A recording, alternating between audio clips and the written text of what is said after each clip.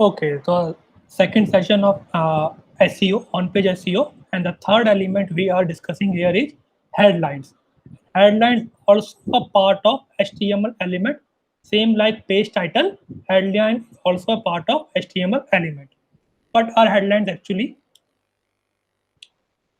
Headline, also known as header, body tags, refers to a HTML element, H1, H2, and H3, and so on.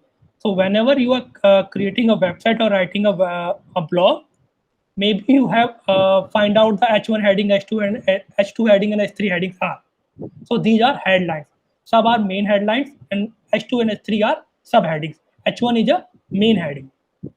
So every blog or every website have a headline. Like if you are writing about what is digital marketing, so your headline will be what is digital marketing. So that will appear on the bold on the top of your blog. Same like if you're designing a website page or your home page or about us page, that will be your headline. So yeah, and headline will appear like this. This is a H2 headline. You can see what is a startup. So it will appear on the top of your blog or your website page. We also call them a header. So these tags help organize your content for readers and help search engine distinguish which part of your content is most important and relevant depending on search intent. So most of the time when searchers are asking some kind of a specific question and their answer are not on the top of your first paragraph, maybe you're answering their question on the second paragraph, third paragraph, or maybe bottom of your blog. That's why we divide every part of our blog with a heading, maybe a subheading or main heading. For example, your blog is about digital marketing, and the first paragraph is about what is digital marketing. Your second paragraph is about how you can learn digital marketing, and your third paragraph is all about best 10 courses in digital marketing. So now assume someone is searching best 10 courses in digital marketing on internet. What will happen when he click on your URL or on your title tag? He will directly reach to the third part of your blog where you are answering the question of best 10 courses of digital marketing. Google will not take them to the first paragraph because that's not the searcher is looking for. He is looking for an answer of what is a best 10 course in digital marketing, and the answer is on the third paragraph, the fourth paragraph. So that's why we divide every paragraph or on subheadings, and that's how we categorize our content in different parts, and that tells our search engine and visitor which part they have to look for their answer. So now if someone is looking for 10 best course in digital marketing, they don't need to write your blog from top. They can directly read your blog from the mid part where you are answering their question. And same thing with the headings and high quality page content. Same you will do with the header.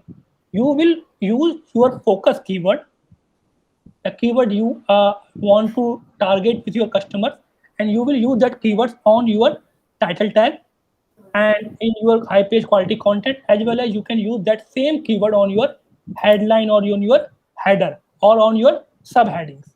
And you will use at least one or maximum two or three keywords, not more than that.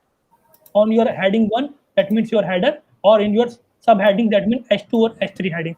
You will use those, incorporate those keywords, whether it's a long tail or short tail keyword in your headlines as well as in your subheadings, which are H2 and H3. Same like the high page quality content or title tag. You have to use same keyword, that means which is your focus keyword in your headline. And headline look like this. What is startup? Or what is digital marketing? Or how can I learn digital marketing? So every blog, every article have a headline. Every website page have a headline. Now, after headline, the fourth one element of on-page SEO is meta description, and it is also a HTML element. And what is a meta description? I earlier shown you on the previous session. The when someone search something on the internet, the first one is the URL, then a blue words are the page title, and the two lines, the two black lines are meta description. So in the headline, we have a limit of 70 characters, and we can use or we can target one keyword because of the limitation of characters, and we choose a focus keyword. It's just a title. In a meta description, we mention the same thing. What is our blog all about, or what is the content all about, in a limit of 220 characters or 250 characters, because meta description also have a limit around 220 characters, but it's more than the page title. Page title have a 70 character limit. It has a limit of 220 characters for desktop devices and 120 characters for mobile devices. So now in title tag, you will write it in brief in just 70 characters. In meta description, you write the same thing and in detail with a limit of 220 characters and target for more than one keyword. Because in meta description, we have only 70 characters, so we can't target more than one keyword. So what we do in title tag, we target one focus keyword and one brand keyword. In meta description, we have a limit of 220 and more than that. So what we do, we will target more than 2 or 3 keywords. Maximum 3 keywords we can target in this meta description, and we will create a perfectly sentence which will define our site content. So meta description are the short page description that appears under the title in search result. Although it's not an official ranking factor for search engine, it can influence whether or not your page is clicked on. Therefore, it's just important when you are doing a on-page SEO. But when you are writing a title tag, it will consider as a page rank when Google is ranking. Meta description, Google don't consider it on a page ranking, but you can find out about the website traffic with the help of meta description by using a Google Search Console tool. And meta description look like this. This is a title tag, the blue one. This one, the green one is the page URL, and this one, the black line is meta description. So you have to write this meta description within a limit of 220 characters and targeting one focus keyword and with 2 or 3 related keywords with your business category. So meta description can also be copied for social media when your content is shared, so it can encourage click through from there. So I don't know, have you ever noticed or not, but every time or any time you try to share any article from a newspaper or from a blog on your social media handles or on your WhatsApp or your email, what happens with the URL you are sharing, a description and the headline and the image also appear on your social media handle. Try, if you didn't try that earlier, try it now after this lecture. Go to Times of India, Hindustan Time, or any blogger you are following. Go to their blog and click on the button of share now on Facebook, or share now on a Twitter, or share now on a WhatsApp. What will happen with the image, the description and meta description will also appear on your social media handle. There will be an image. Below the image, there will be a headline, and that headline will be the page title, and the caption. The caption will be your page description or meta description. Try it after this lecture. Every time you share any blog or article on your social media handle, it feeds the image and the page description title tag from the article or blog. So what happens when you do it? It make the post really visually pleasing or appealing, and it increase the click-through rate. Compare two situations. Copy a URL from somewhere and paste the URL on your social media page. A normal URL like this one, https bloghubspot.com sales startup. Just one line in your social media page, Facebook, just one line. And another one will be with an image and a headline, the ultimate guide to startup HubSpot blog, and a caption like this. A image, headline, and caption in one post, and another post only with a URL, which will encourage more people to click on your post.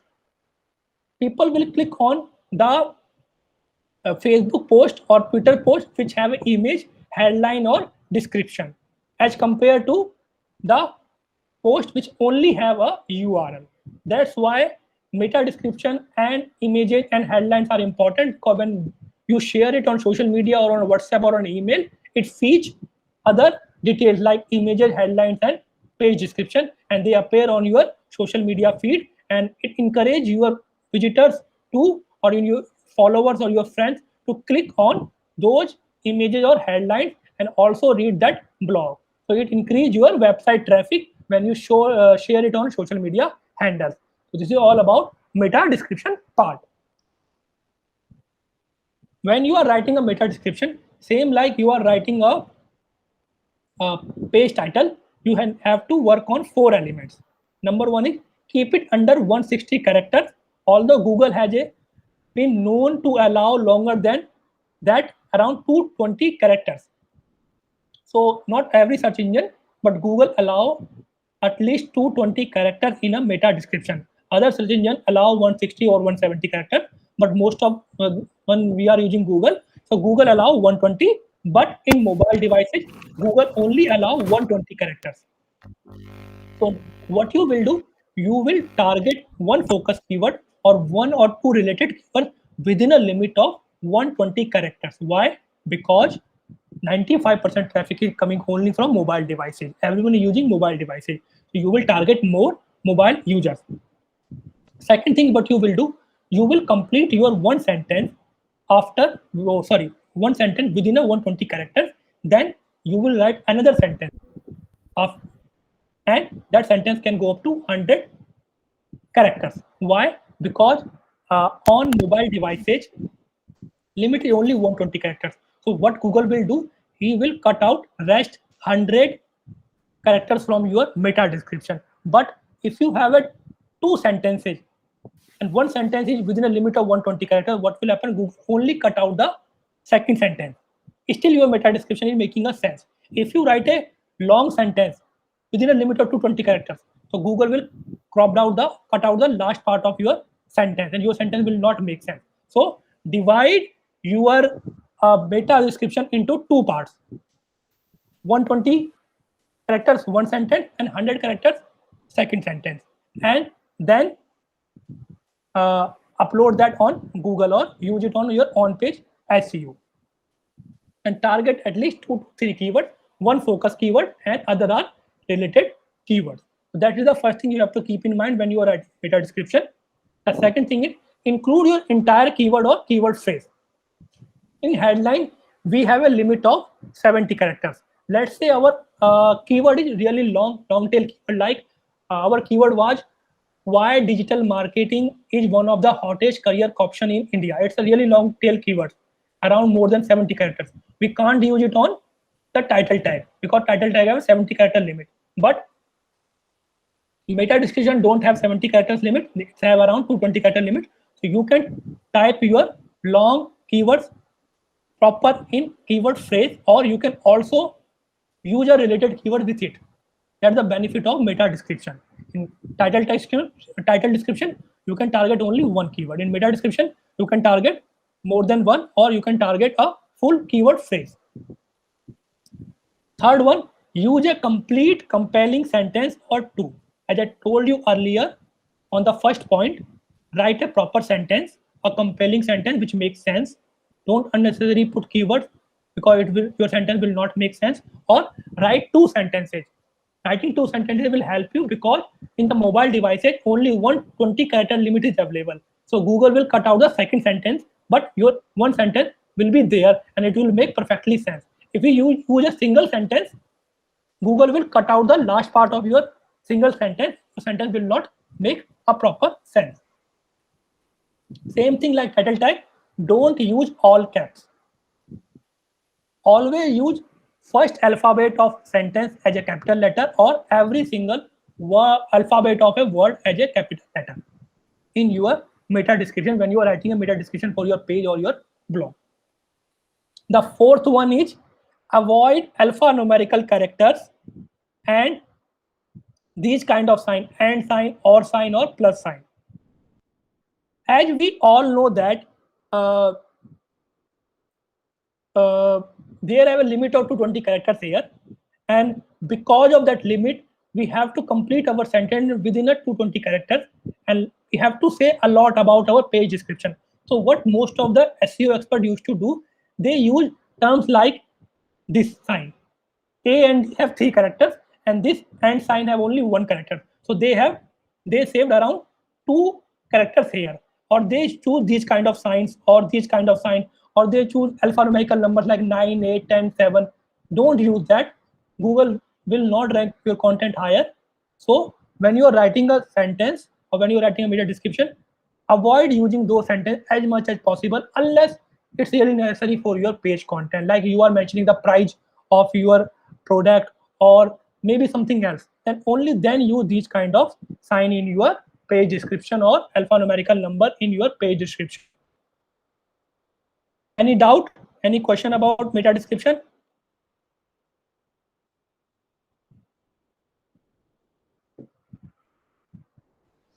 No, sir. Okay. Now come to the third part, which is image alternative text. It is also a HTML element. So what is actually an image alternative text means? So as I told you, when you are creating a high quality page content, so you need to add visual features into it, like images or videos. But when we are adding visual features to our blog, and we also know that Google can't read images. Google only can read text and the URLs. They will only crawl the URLs or the uh, text of your website. They can't read images. So you need to give an alternative text to your images so Google can find out what this image actually means. So image alternative text is like SEO for your images. It tells Google and other search engine what your image are about, which is important because Google now delivers most as many images based result as they do next to text based result. That means lots of people are searching about images, especially when they are buying something, whether it's a refrigerator, an electronic product, or electrical product, or any shopping or dress or any other device. They are searching their images because they want to know how it actually looks. Like if you want to buy a mobile device, you will check their pictures. And Google, let's say there is a OnePlus mobile photo, how Google will find out it's a OnePlus device phone? Because all mobile phone devices look like same for Google. It's a robot, it's a bot. So what we do, we put an image alternative text to our image and tell us that this is a OnePlus 7 mobile phone. This image alt text was introduced for blind people because blind people can't see images. They can only see voices, they can only hear voices or audio. So this image alternate text was introduced for those people. Now search engine is also using that technology. They are asking you to define your image with an alternative text and tell them what this image is actually all about. For example, let's say every company have a logo, and when you search a company logo by their name, how Google will tell you this is actually a company logo? Because when we upload a company logo in our website, we also add an alternative text to that logo and mention there that this is IDM logo. So next time when someone search IDM logo on internet, Google will show the logo of IDM because we put an alternative text on that image. Same like we are conducting a webinar on digital marketing. We created a poster for it. We uploaded it everywhere. And we want when someone search digital marketing webinar, our photo or poster also appear. So what we did, we put an alternative text on that image, webinar on digital marketing. So when someone search digital marketing or webinar on digital marketing, that image will also appear on image section. And why we are doing that? Because in right time, in this time 2021, if 50% are text searches, 50% are image searches, both are equal because nowadays we are looking for a visual appearance of any product before buying it, and we are buying a lot of things from online. Like before enrolling this course, maybe you want to see how the digital marketing certificate look like, how a Google certificate look like.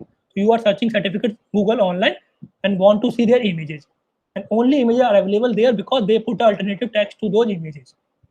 This is all about image alt text. So page title, meta description, image alt text, or and headlines. All those were part of HTML element. And high page quality content was the part of content element. Now the sixth element of on-page SEO is page URLs. And page URLs are site architecture element. It comes under site architecture element. And what page URL is? So do your domain name like www.idmdelhi.com is also a page URL of home page. Here you can see we are providing a digital marketing course, master program, 3-month course, and this is the page URL of that page, idmdelhi.com/digital-marketing-master program dash. So this is a page URL. So now the next SEO element you have to work on is page URL. Every website page or every blog page have a different page URL, and you have to target your keyword on the page URL too. As I earlier told you, we are targeting a transaction keyword which is related to our course name, PG certification in digital marketing or digital marketing master program, and we are targeting that transaction keyword through our page URL too. So your page URL should be simple to digest for both readers and search engine. That means it can't be long than 10 to 12 keywords with lots of alphanumerical words which are hard to read. It should be simple. So if someone read your page URL, he can actually find out what this is all about. After reading this page URL, you can actually tell that this page is all about digital marketing course. So it should be simple for a reader. A reader can find out. Also, a search engine also can find out this is all about digital marketing. They are also important when you're keeping your site in hierarchy consistent as you create subpages, blog posts, and other type of internal pages. When you're creating lots of pages in your website, it's help you to categorize them with a proper page URL name. That this page is related to digital marketing course, this page is related to digital marketing certification, this page is related to PGDM program, this page is related to faculty. So this will also help you. So here you can see again, I am targeting a keyword here in this page URL too. And it will look like this. If it's a blog, it will look like idmdelhi/blog/digital-marketing-India. So you will target your keywords and your category on your page URL too. And you can create your own page URL. WordPress and Wix.com allow you this function to create your own page URL and target your keyword through page URLs. When you are writing a page URL and targeting a keyword through page URL, you have to keep 3 things in your mind. And what 3 things you have to keep in your mind are: number 1, remove the extra and unnecessary words. So page URL can't be really long, like 10 to 15 characters with some kind of special elements or alphanumerical numbers. No, don't do that. Only use a proper keyword and separate them with the dash button. Second one, only use 1 or 2 keywords. Your page keyword can't be like a long of 15 to 20 characters. So you have to keep your keywords within a page URL within a limit of 10 to 15 words, and you can only target even less than 10 words in your page URL. More than 10 words will not look good if you share it with someone. So target 1 keyword which will be the focus keyword on your page URL, not more than that. If necessary, really necessary for you, then target 2 keywords, not more than that. Also use HTTPS if possible, and now Google use that as a positive rank factor. What HTTPS is? HTTPS is the security of your website. That website is secure, and you are all the data of customer are secure. You the credit card information, transaction information, everything is secure. And when Google rank the website, those websites who have a HTTPS security, Google rank them higher. Those who don't have, they rank them lower. How you will find out your website have a HTTPS security? Let's go back. This log sign tells Google and the visitor that your website is fully secure and you are using a HTTPS security. And if you have this log sign, Google will rank your website higher. Again, if you didn't ever notice that, next time try to notice that some of the website you open on a Google search engine bar, they don't open within a few seconds. Google first show you a dashboard saying that this website is insecure. Go to advanced feature if you want to visit that website. Most of the time you visit some website and Google shows us these websites are not secure on a dashboard. Then we'll go to advanced setting and click on I want to visit that website anyhow. It doesn't matter it's secure or not. So Google is showing those websites unsecure which don't have a HTTPS certificate, also ranking them lower and lower. So when you are writing a page URL, don't use unnecessary word. Target only 1 or 2 keywords and use a HTTPS security on your website because it's a ranking factor for Google. Now, the seventh point, internal linking. It's also a site architecture element. So when you are creating a website earlier, I asked you to create a call to action button and add your one page to another page by creating those call to action buttons. They are an example of internal linking. You are connecting your one page to another page. So why this interlinking matters? Internal linking is also process of hyperlinking to other helpful pages on your website. On website pages, we create call to action button, and on blogs, we just choose an anchor text and create a hyperlink by typing the URL of a different page or different blog. So internal link is important for on-page SEO because internal links send readers to other pages on your website and keeping them around longer, thus Google telling your site is valuable and helpful. For example, you have a 5 blogs and all 5 blogs are related to digital marketing. Your visitor reached to a first blog, he read it, he find it interesting. There was an internal link, and that internal link was connected to a second blog. Then he clicked on it and reached out to your second blog, then read the second blog, then again internal link to a third blog. He reached to a third blog, then fourth blog, and fifth blog. That means he's spending more and more time your website. That means it's telling Google that your website is really valuable and helpful, and Google will rank your website higher and higher. So what one thing internal link help is spending more time on your website by visitor. That means higher ranking. Second thing is that on the SEO part, I told you that Google crawl links to visit to another page of your website. Google need a link. So if he want to visit a home page to about us page, he needs a link which is connected to about us page. So from that URL, Google will crawl your second page and then the third page and the fourth page. So we also create internal links for Google so they can crawl all the website page of your website. Also, the longer website are on the Google website. Also, the longer visitors are on the Google website, the more the time Google has to crawl and index your site pages.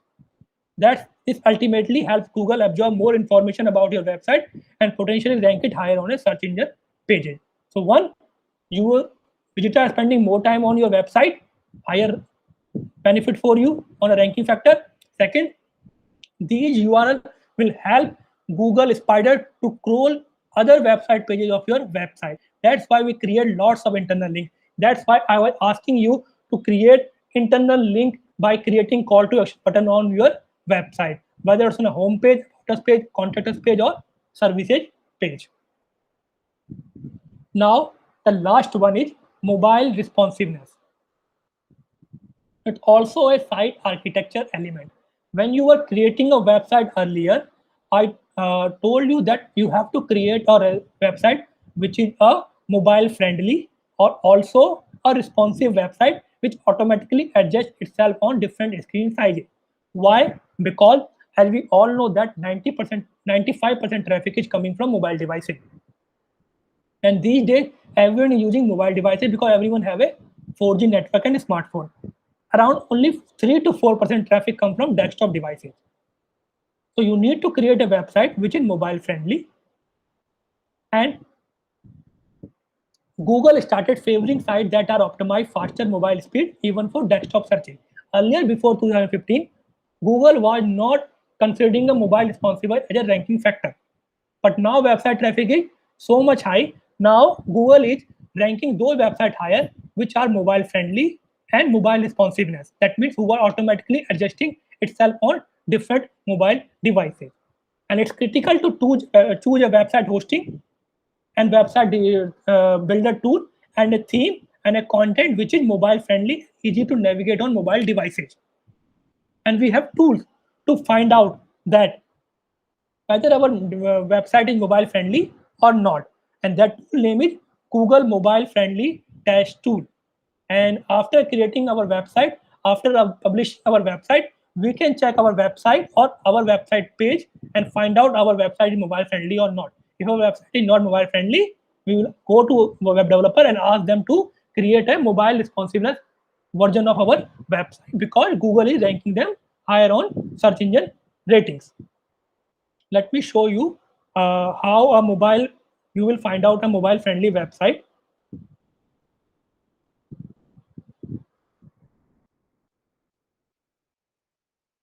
Let me search it.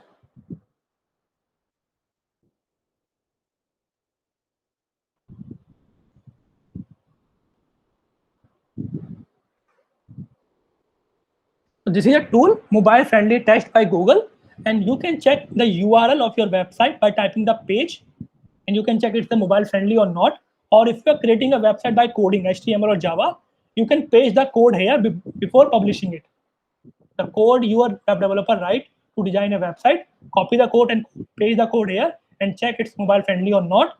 If you are creating it by a website builder tool or it's already published, type the URL here. Let's say my website have a page, and let me copy the URL of that page from here and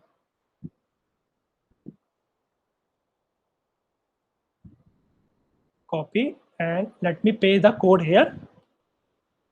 This is the domain name of my website, and I want to check it's mobile friendly or not. I will click here, type the URL.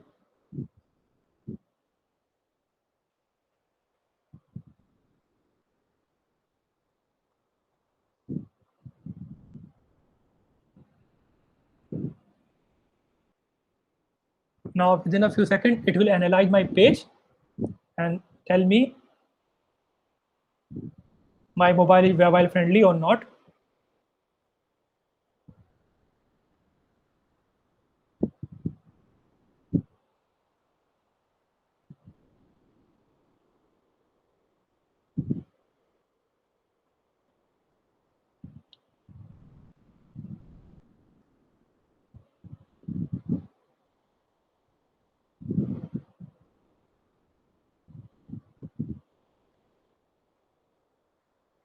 And you can see here, page is mobile friendly, and you can see here screen.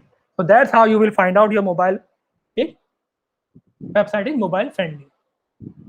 And this is the coding of this website. In the HTML part, you can find the coding of your website. So this is the home page of your website. If you want to check other page of your website, type this. Let's say this is our PGDM page, and click enter. Or maybe I have to go again to home screen and type here. So you can check a full website or a single page of your website and find out whether it's a mobile friendly or not.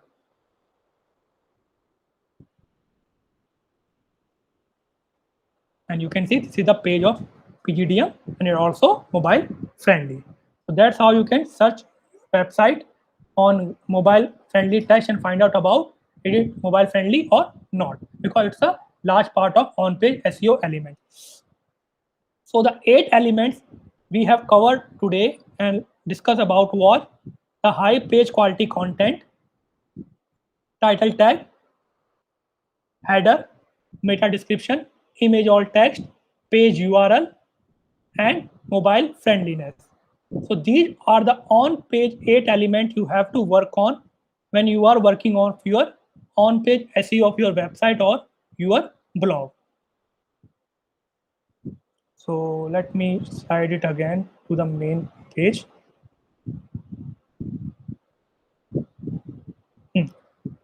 So these are the 4 last elements, and these are the first 4 elements you have to work on.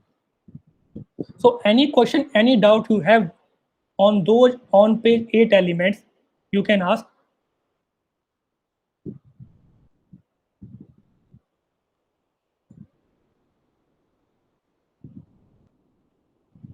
Sir, in page title is how is page title what character are limited, like what character I limit page title? 70 characters. On a page title, there is a limit of 70 characters. You have to complete your sentence within a 70 characters. Okay, okay. Any other question anyone have?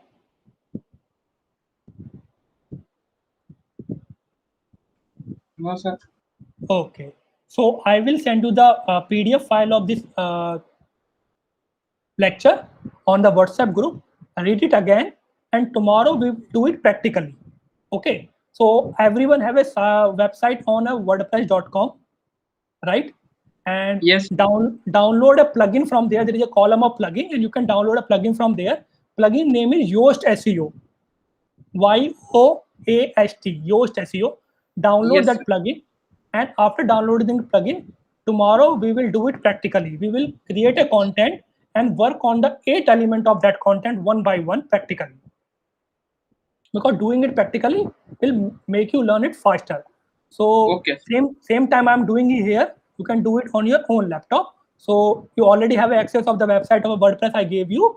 Download a Yes, sir. plugin, Yoast SEO, and on tomorrow lecture we will do it practically, and we will choose a blog or a website page and do it on page SEO on WordPress.